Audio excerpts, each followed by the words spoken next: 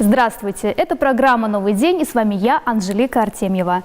На днях свой юбилей отметила примадонна российской эстрады Алла Пугачева. В Чебоксарах также решили не остаться в стороне от этого события. На день рождения певицы студенты Чувашского училища культуры подготовили театрализованное представление. Праздник готовил весь факультет этнохудожественного творчества. Но основную работу взяли на себя третьекурсники, рассказывает организатор Дарья Степанова. Это она предложила ученикам отметить юбилей примадонны, спев ее песни. Любая ситуация, которая бы не сложилась в твоей жизни, под нее найдется песня. Вот плохо тебе, хорошо ли тебе.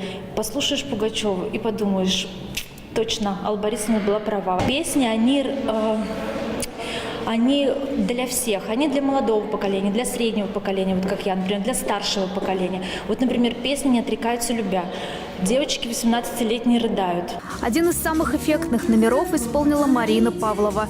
Она появилась не на сцене, как это обычно бывает, а на входе в зрительный зал. Прошлась по нему и спела первый куплет, сидя на 8-м ряду, как это делала сама Алла Борисовна в песне «Маэстро».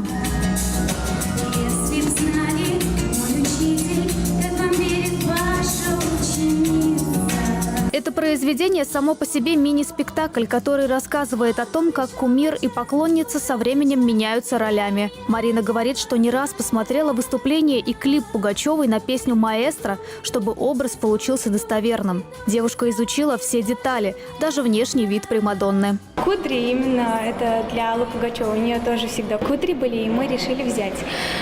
Еще платье. В клипе у «Маэстро» есть платье, оно закрытого типа, и мы тоже взять закрытого типа.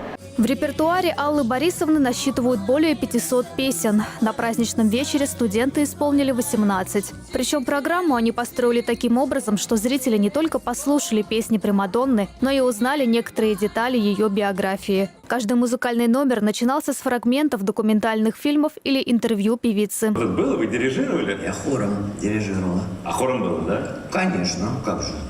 Я и в школе преподавала. Студенты признаются, во время подготовки к празднику они очень прониклись творчеством Аллы Борисовны. Куда и с кем лечу, кому за что плачу, живу я только с тем, кого хочу. Алла, она в сердцах каждого из нас. Мы, молодое поколение, смотрим на нее и хотим равняться и быть такой же, как Алла. Пение улучшает настроение и помогает бороться со стрессом. А как еще оно влияет на здоровье?